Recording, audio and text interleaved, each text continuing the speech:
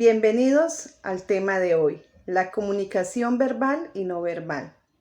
Este es un tema muy interesante. Cuando entramos a analizarlo, podemos darnos cuenta de que existen tipologías de señales y de signos que utilizamos en el proceso de la comunicación y al mismo tiempo se encuentran involucrados diferentes elementos.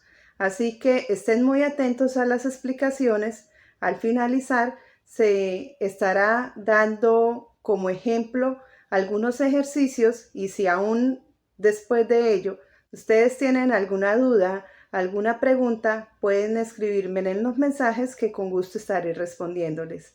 Vamos entonces a revisar de qué se trata este tema maravilloso. La comunicación según Mendo y Garay, 2005.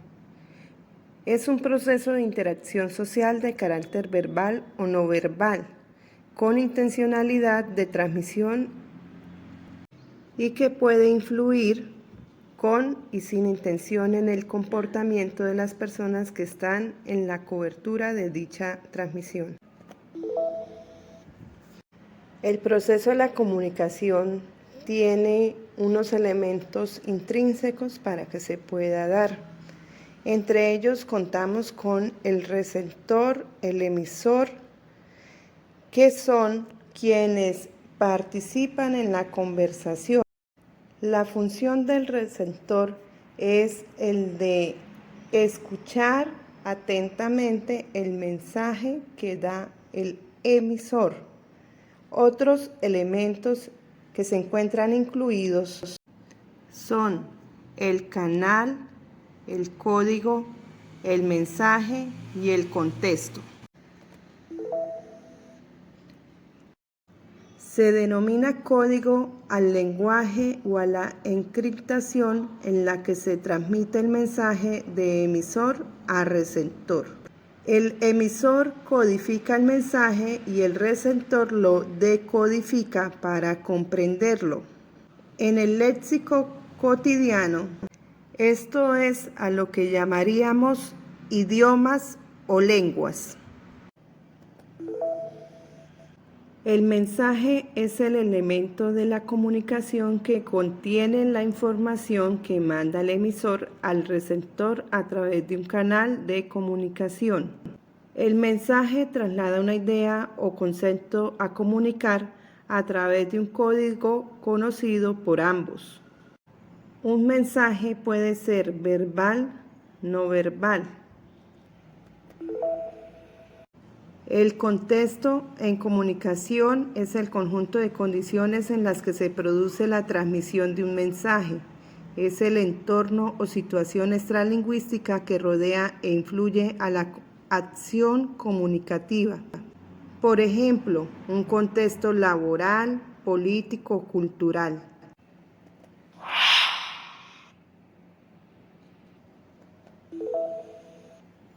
En el ejemplo que vemos en este momento, la comunicación verbal se da entre los personajes de la historieta en el que participan dos actores. El emisor, que es quien empieza la conversación, y el receptor, quien responde. También podemos notar que hay cambio de roles, es decir, cuando hay una respuesta de quien inicialmente estaba como oyente y pasa a dar una respuesta de lo que están tratando en la conversación, se produce la retroalimentación, que es importante dentro de todo proceso comunicativo, independientemente del código que se esté empleando para dicha comunicación. Adentrándonos en el tema de comunicación no verbal, debemos considerar aquellas partes que hacen posible dicha comunicación. Veamos entonces, en primer lugar, la formada por los gestos, las manos, las posturas y las miradas. Segundo, el tono de voz, la velocidad al hablar, etc. Tercero, la distancia personal que necesitamos para sentirnos seguros en el proceso comunicativo. Los actos no verbales. Los signos o señales que forman la comunicación no verbal varían según el contexto en el que nos movamos. Edman y Friesen, estudiosos de la comunicación no verbal, establecieron 3 variables que influyen en los actos no verbales, los cuales son origen, usos y codificación.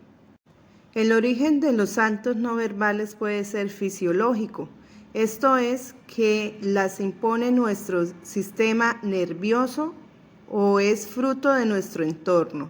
La cultura, las creencias o los hábitos sociales. Por ejemplo, llevarse las manos a la boca se relaciona con tener hambre.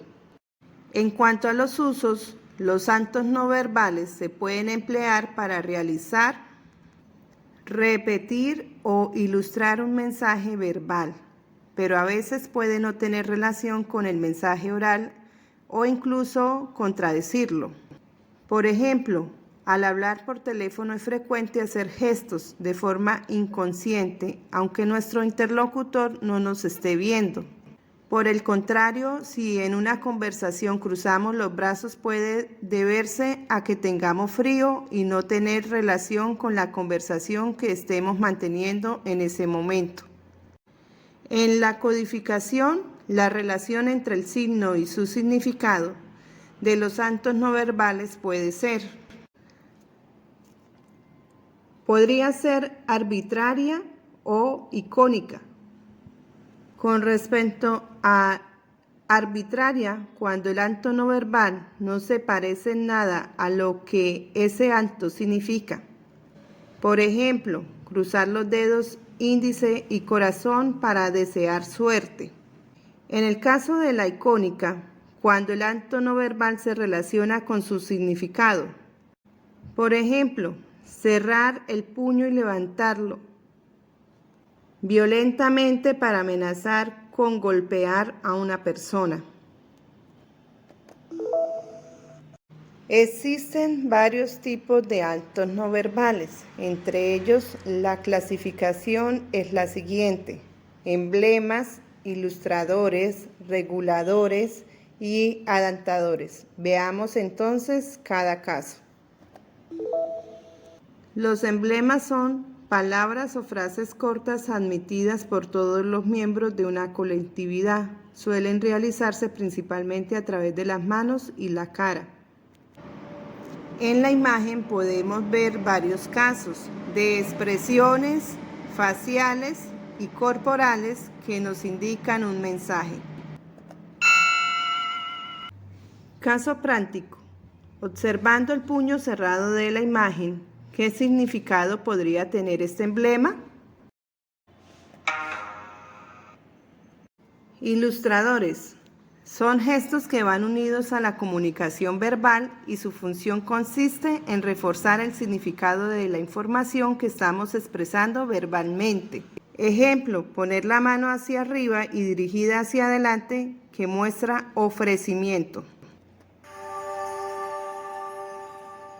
Observa las siguientes imágenes e indica qué crees que puedan significar estos ilustradores.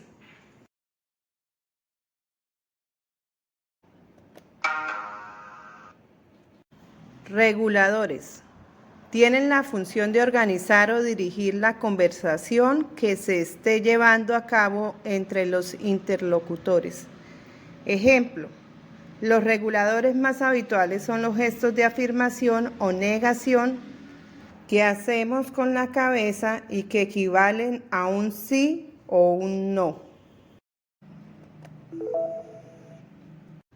Observa la siguiente imagen e indica qué puede significar este regulador en el que el interlocutor utiliza la mano en el diálogo, tal como puedes ver. A. Inseguridad. B. Pare de hablar. C. Indecisión.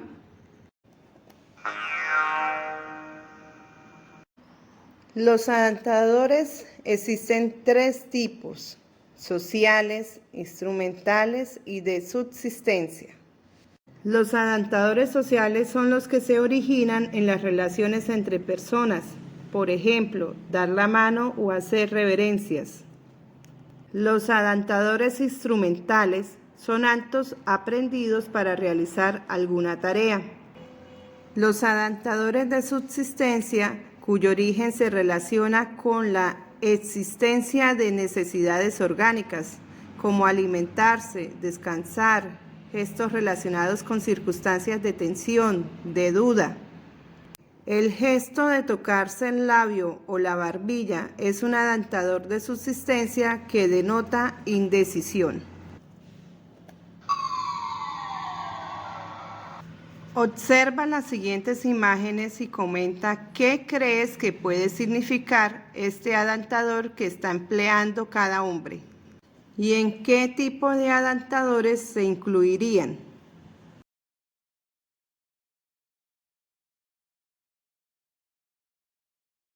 Ejercicio 1. Dos amigos se encuentran en un lugar público y establecen una conversación. Analicemos los elementos implicados. Emisor: Sergio, quien es el que saluda por primera vez. Receptor: Andrea. Mensaje es el saludo. El código son las palabras. El canal, la conversación presencial. Contexto: el parque. La retroalimentación en este ejemplo se da cuando Andrea responde el saludo a Sergio. Ejercicio 2. Vamos a suponer que dos niños de secundaria están en el descanso contándose sus anécdotas. Observemos la ilustración. El rostro de los niños muestra alegría y sus manos muestran señas en la conversación donde la palabra se encuentra intrínseca. Analicemos los elementos implicados. El emisor es la niña, el receptor es el niño, el mensaje, la anécdota que se están contando, el código, las señas que están empleando, el canal es la conversación presencial y el contexto, el colegio. La retroalimentación en este ejemplo se da cuando el niño responde a la niña empleando el mismo código. Ejercicio 3. Dos compañeras de trabajo se reúnen en videoconferencia para adelantar el informe de final de mes. Analicemos el caso. El emisor es la compañera que se encuentra en la oficina. El receptor es la compañera que se encuentra en la casa. El mensaje, las actividades que están intercambiando del informe. El código son las palabras.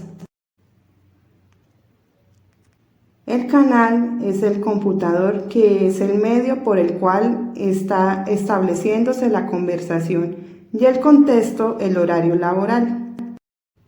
La retroalimentación en este ejemplo se da cuando una de ellas hace una pregunta y la otra compañera responde. Ejercicio 4. Revisemos ahora las onomatopeyas. Hacen referencia a la imitación de un sonido que no es propio del lenguaje humano.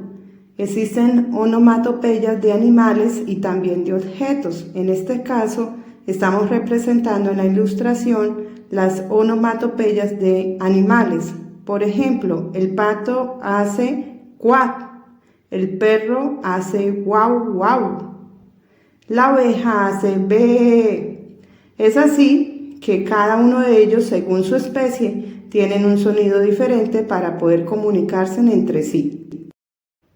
Los animales de la misma especie se comunican a través de sonidos, conocidos como onomatopeyas. Cada especie tiene su propio sonido para comunicarse. La comunicación entre los animales es única. No es considerada dentro de la comunicación verbal o no verbal, ya que asumimos que los seres humanos somos la única especie que tiene razonamiento en la comunicación. Siempre que se haga referencia al proceso de comunicar, nos referimos a la comunicación humana. Como vimos hace un momento, la comunicación es un proceso de retroalimentación en el cual están involucrados diferentes elementos como el canal, el emisor, el receptor, los códigos, las señales. Es un mundo maravilloso en el que día a día nosotros estamos sumergidos. Tanto las personas podemos expresarnos con las palabras, con los símbolos, con las señas, con las palabras. También los animales pueden hacerlo a través de sus sonidos, de todo aquello que ellos pueden expresar a través de su propio cuerpo.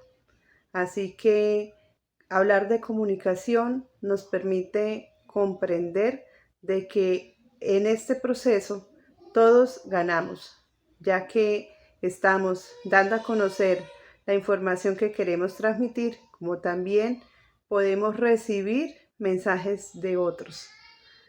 Muchas gracias por hacer parte de esta gran aventura en nuestro canal. Les recuerdo para que no se olvide, espero que puedan registrarse, en que les interese. Nosotros estaremos trabajando en adelante diferentes temas de el área de español. Así que espero volver a tener la oportunidad de transmitir para todos ustedes. Que tengan muy buen día.